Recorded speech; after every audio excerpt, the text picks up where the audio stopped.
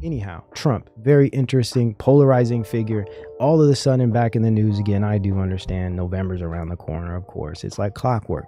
But here we are, back to this Jan 6 nonsense, man, which was a psyop on its own. Total psyop.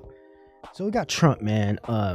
Trump issued January 6th subpoena, orchestrated effort to overturn 2020 election. Clearly Trump has, in my view, been used to kick this whole thing off, right? He's kind of started the war, as it were. It's my belief that he's the introduction of mRNA biotech. Okay, so like, if we're going to be honest here, he rolled out through Operation Warp Speed. He initiated the American people, the West, and I would even say the Earth, initiated them into the biosecurity state therapy technology, mRNA. This can't be ignored. This can't be denied. And I think it's ironic that you'll find many of these Republicans that just want to brush that under the table. Yes, the biosecurity came in through the conservative right, and it is my belief, possibly I could be wrong, that we see the technocracy standardized through conservatism, but it's not true social conservatism. It's this fake technocratic transhumanist conservatism under the thumb of say Peter Thiel.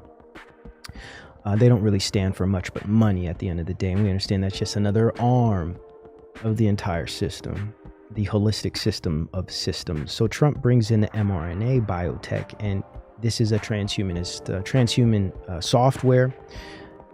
And so what I'm seeing here is all of these conservative characters being used to usher in new austerity or new technocratic technology. Trump started it off with the tech, but also with the silencing through hate speech and all of this stuff. The end of free speech, the end of privacy. We're losing all of our rights through the actions of these conservative players, which is just so fascinating to me. And I personally believe it's all by design, being harnessed and being directed and being nudged and guided and funded. And it's interesting how Ye is formerly Kanye West is playing into this as well. I can't help but pay close attention to it, and we're going to really dig into that in a moment here, and as well as Musk. They all play their role in this new conservative right, or new right, that's developing on the internet and social media, mind you. None of this would be possible if it wasn't for the programming and conditioning power that social media and ubiquitous devices have. Right now, let's see here. And then we could look at Alex Jones, who plays into this as well. All of this is happening at once, and they're all conservative figures. It's interesting what I'm gathering. And again, a lot of my ideas, they're real time, and I'm working them out through these shows with you guys, right? So you know, who really knows how all of this is panning out? I'm not going to sit here and act like I know, right? I could just try to give my best perspective and view, and these can change, and I'm always open to change. So we have this, the Candy Book family seek to steep punitive damages after 1 billion Alex Jones verdict. I heard they're asking for like 2 trillion or some crazy crap like that. Total psyop, man. There's no way this is reality, and it's so hyperbolic. And I think what we're seeing is, in a sense, this sacrifice of human or Western, quote unquote, Western individualism.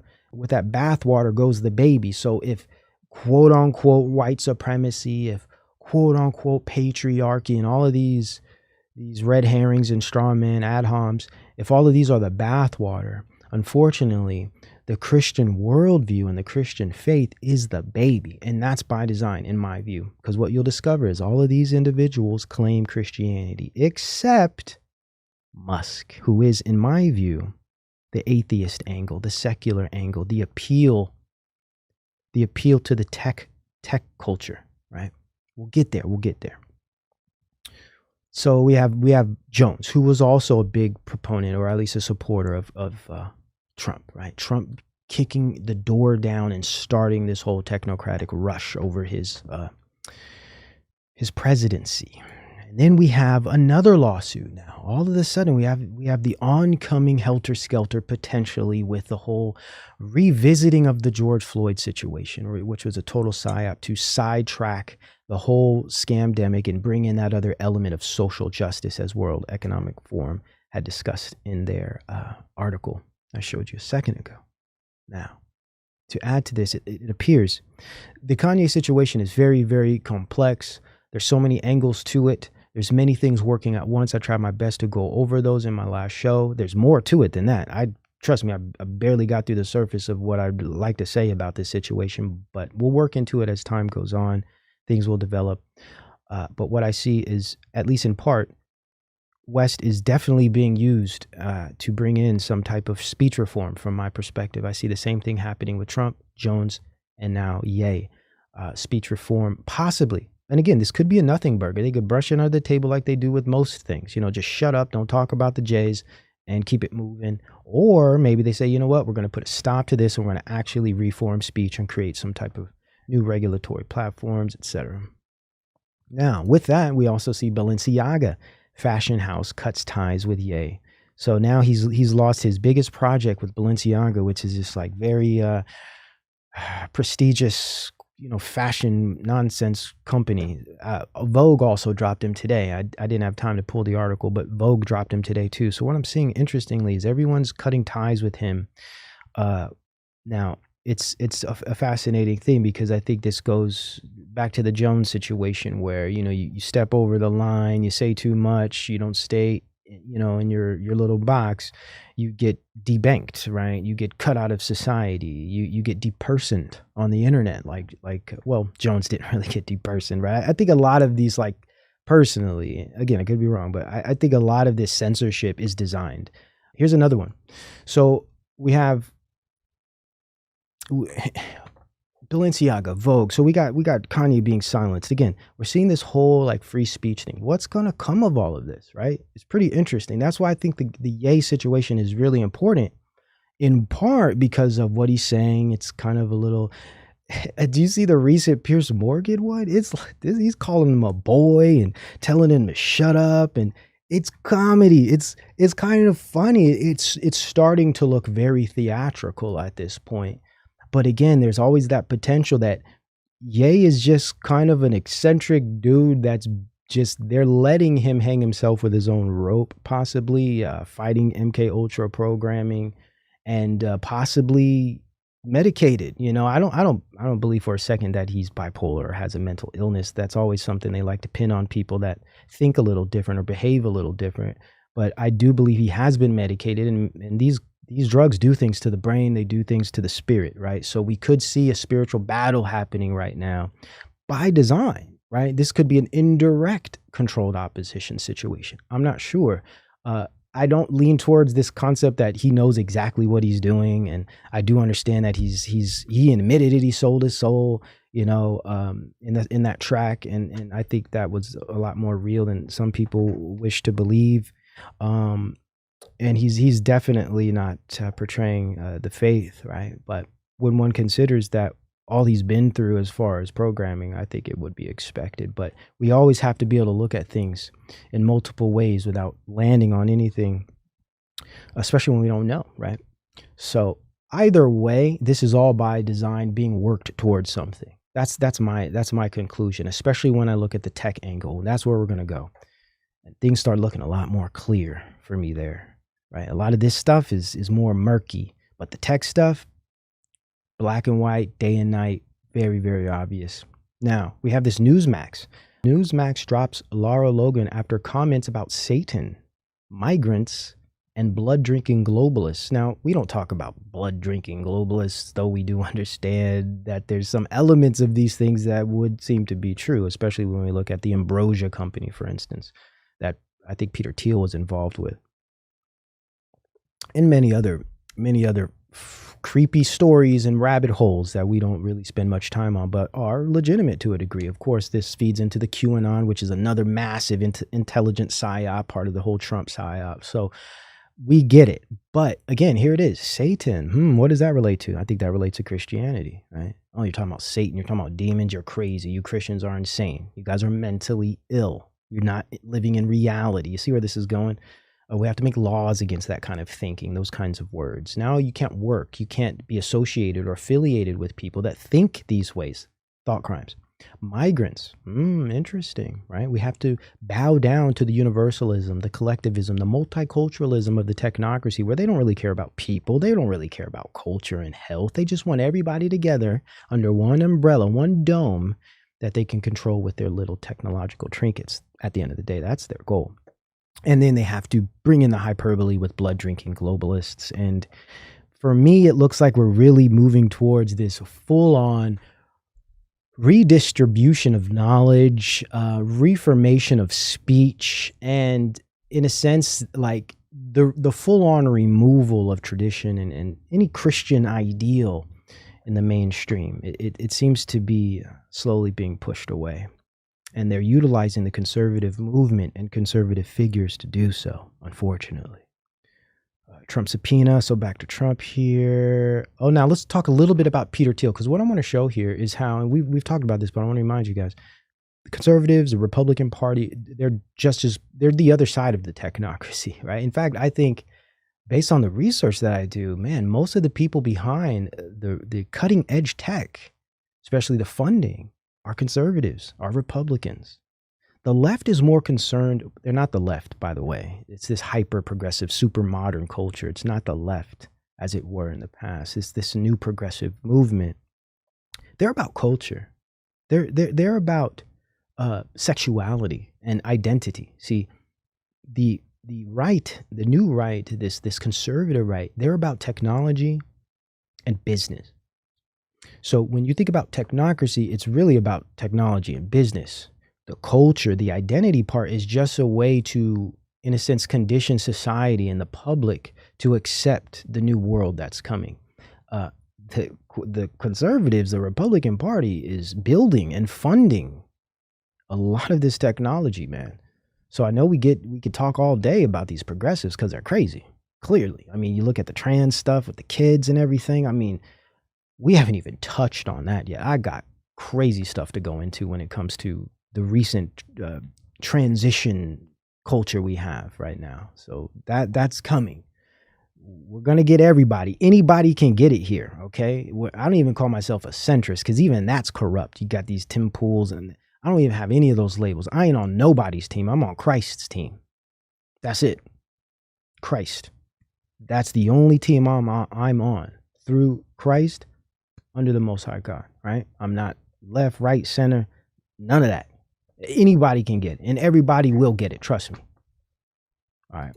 Peter Thiel donating $1.25 million to Donald Trump's campaign. So he's, I believe, the biggest donor for the Trump administration. Now Kanye West to buy conservative social platform, Parler. I'm showing you all these to put, dots, connect dots, okay? Parler after being restricted on Twitter, Instagram. So, now we had the in the past, the Kanye Trump situation. Right now he's going to Parler, social media, communication, technology, devices, application. Okay. We had Trump, Truth Social, technology, application, conservatism, connection there. Oh, wait, we have Elon Musk, X app, Twitter, social media, communication, application, conservatism. You see how it's all connecting here, right? Now, let's continue. An unholy alliance between Musk, and Trump. What do you get? What do you get? The contrarian billionaire who has everything. Try a social network to call their own.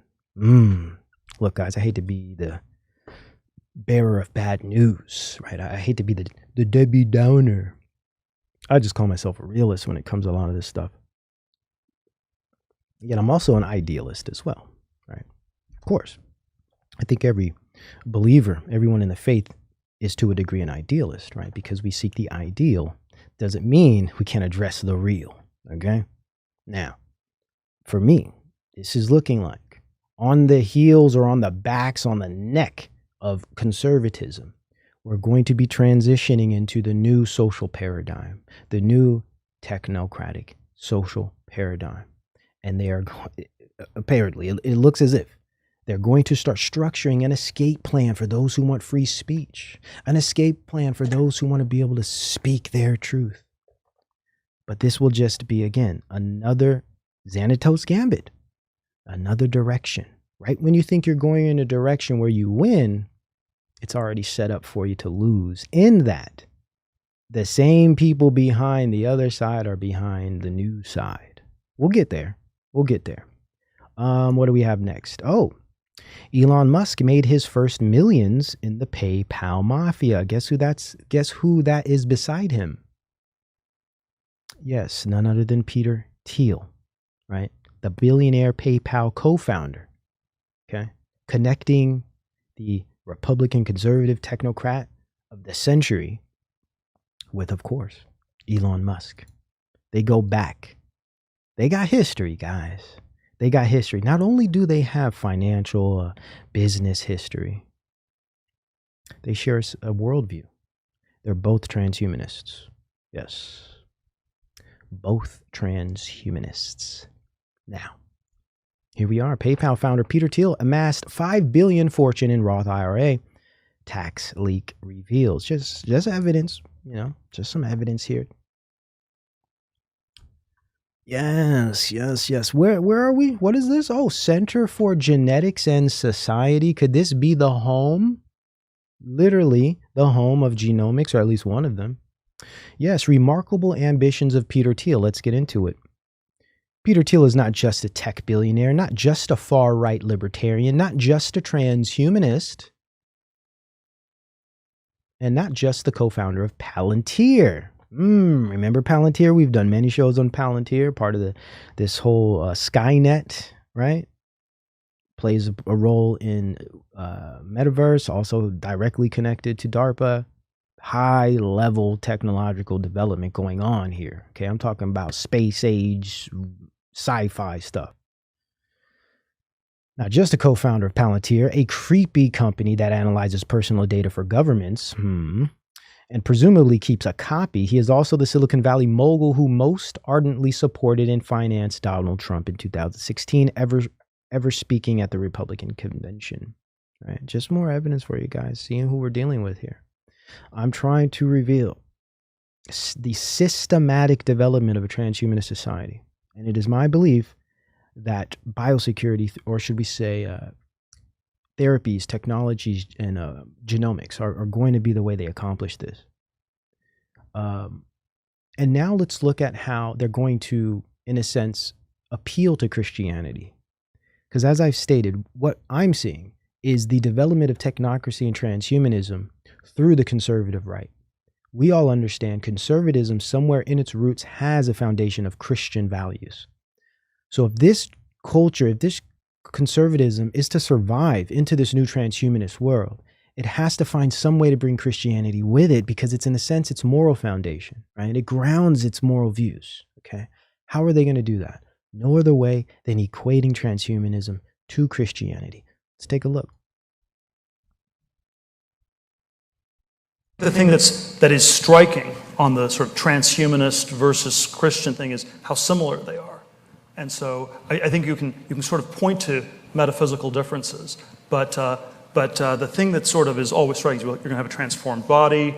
There's going to be this radical transformation of the way everything works. There will be no more random freak accidents that happen to kill you. So the technologists who are developing transhuman technology to help us live forever by uploading into the machines are gods, and they're ushering in heaven on earth. Wow, thanks for delivering us. I think the thing that is striking on the sort of transhumanist versus Christian thing is how similar they are. And so I think you can sort of point to metaphysical differences, but the thing that sort of is always striking is you're going to have a transformed body. There's going to be this radical transformation of the way everything works. There will be no more random freak accidents that happen to kill you. So the technologists who are developing transhuman technology. What do you know?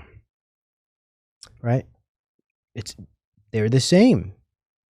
See, and I showed you recently the transhumanist movement in Mormonism, and their goal is to harness technology such that they can, in a sense, bring justice and peace to humanity. And in a way, they make this argument that God has provided us this technology, right, to bring peace on earth. It's really creepy stuff. We'll return to that eventually.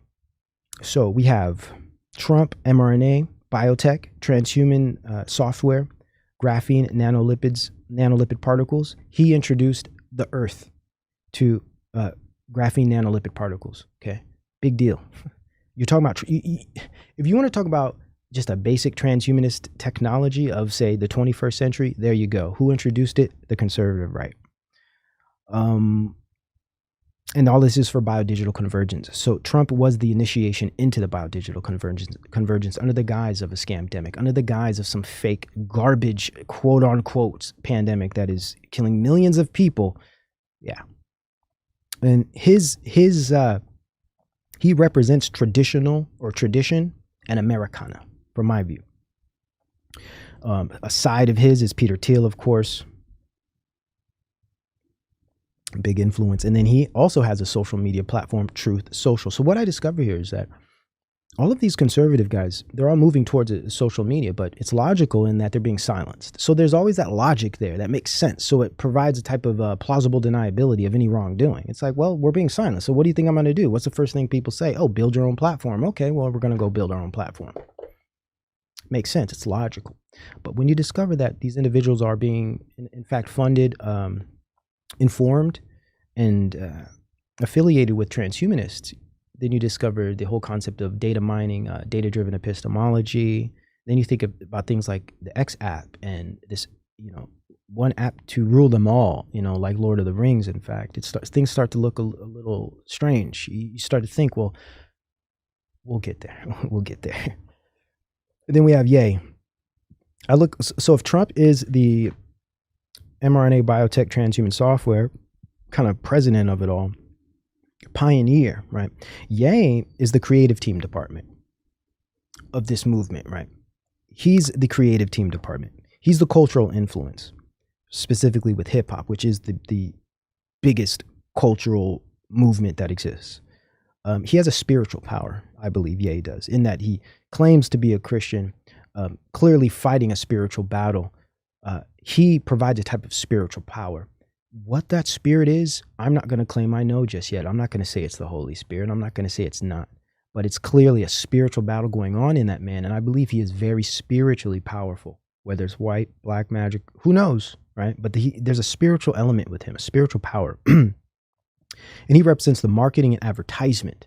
So once this occurs, once these technologies start coming out, if these guys team up, because they're already teaming up just by their own words, right?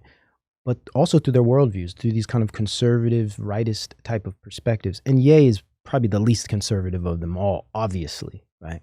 And I would even argue he doesn't even believe in a lot of the political perspectives. He's more so teaming up with this movement because it is the black sheep of society. And he is, in a sense, a black sheep himself. So he's just going where he feels comfortable.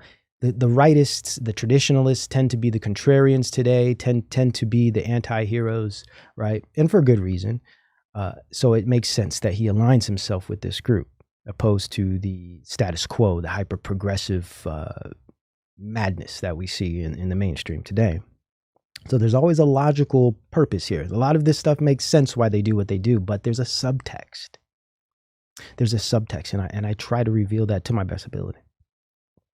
So marketing, advertisement, and pop culture icon, huge. He's the Michael Jackson of this era. He's the Michael Jackson of our generations, or at least of the younger generations. Michael Jackson was my Michael Jackson, right? And he's the technical voice, okay? So he's the technical voice for Christians and the religious. So if Trump is the traditional Americana or the conservative political voice, Trump being the conservative political voice, Ye is the technical voice or the Christian voice or the cultural voice, religious voice. He brings in the religious element. Now, let's talk about Musk a little bit. Musk, if Trump is the mRNA biotech pioneer, if Ye is the creative team department, who's Musk? Musk is the biodigital convergence engineer. He's the engineer, but he's also the visionary, right? He's also the visionary. Of course, Ye is a visionary as well, but his cultural influence is much more prominent. I also look at Musk as the Newton of our time, or the Newton of supermodernity. Now, of course, that's probably a bit exaggerated, but you see where I'm going with this. He aims to change mankind in ways that Newton did. He's an innovator and a designer. Ye is an innovator and designer as well, in his own right, but it's in a different area. Musk will be literally innovating, or at least assisting in the innovation and the design of all of these new technologies that are coming. He's done it already through Starlink, through Neuralink, Boring Company, Tesla, etc. Automator and accelerator. Okay. If Ye is marketing and advertisement in the pop culture icon, Musk is the automator and the accelerator and the tech culture icon. If Ye appeals to not just the black culture, but the pop culture, to the religious culture, to the Christian culture, Musk appeals to the tech culture, to the secular, atheistic, agnostic, secular, technological culture of today. The tech heads, the tech geeks, the techies, and all of the rest. Everyone has a seat at the table, see, when you have these individuals working as one, the real X-Men. If Trump is tradition, Americana, politics, if Ye is Christian, religious, technical voice, new age, black, then Musk is atheist, secular, technocratic, new age, foreigner, key, foreign angle, universalism, quote unquote globalism. You also include the foreign body as well. This is how we get a universal removal of nation state, removal of nationality. Got the black guy, got the good old American guy from, say, referring to that era of making America great, that great era, allegedly. And then you got the foreigner, African. He's an African, but New Age, right? New Age. And I call Ye New Age because he's part of the New Age, not New Age in mysticism movement, but the New Age hip hop culture, the New Age black, as it were, right? That's a whole other topic we won't have time to get into. And I know there's shades of that too. There's different shades of the New Age black as well. There's different sides of that as well. But anyhow, Ye is connected, or at least influenced, by Ray Kurzweil. This is a very, very big connection here. Ye is very influenced by Ray Kurzweil, transhumanist, one of the premier transhumanist philosophers, at least. Trump has Peter Thiel. And Musk don't need anybody. He's the anti-hero. He's the dark horse. He is the dark horse. Now let's talk about their connection to social media. Okay. All of them are bringing out their own social media platforms, all under the guise of free speech, which is needed and warranted right now. The problem is there's a logical conclusion to this type of technology, especially when you add in the Musk angle and what he wants to do. Who do you think is going to control this development? Trump? Ye? Do you think Trump or Ye is going to tell Musk anything about technology? Absolutely not. You know who's in the driver's seat. So I posted that just to kind of preface some of these ideas and also show that this is happening, whether it's by design or by some type of spiritual movement. It's happening. Now, there's another one that he posted, and this one hits even harder. Boom, there it is. Right now, what I see here, a lot of people are coming up with different perspectives of what this symbolically is. That the problem with symbolism is it's subjective. See, a lot of people ground their arguments in symbolism. First off, that's not logical. That's not logic. So you can't make an argument because it's subjective. So it's relative. So it's invalid, right? Um, that's a problem with grounding all of your views and theories in symbols alone. Okay. Now, what I see here symbolically is an X. An X for X app. Okay. That's where all of this is going. X means a lot of things. And there's people are coming up with all kind of theories for what this represents. Not X. That's the most obvious one, I'd say. But people are coming up with all kind of stuff, and that's fine. But just as long as they know that it's purely subjective. It's no different from having an emotional argument, honestly. So, just got to call a spade a spade. Anyhow, this is X to me, and this represents the X app, and this is the ultimate goal. And I'm going to try to present to you today how I see these things lining up and what could be the conclusion to this whole yay Musk Trump thing. And I know X alone means so many things. You had Gen X, X unknown, X marks the spot. There's the occult history behind X, Trinity. I mean, there's so many different things, right? So many things. Either way, this is big. Very esoteric, very symbolic. This is big.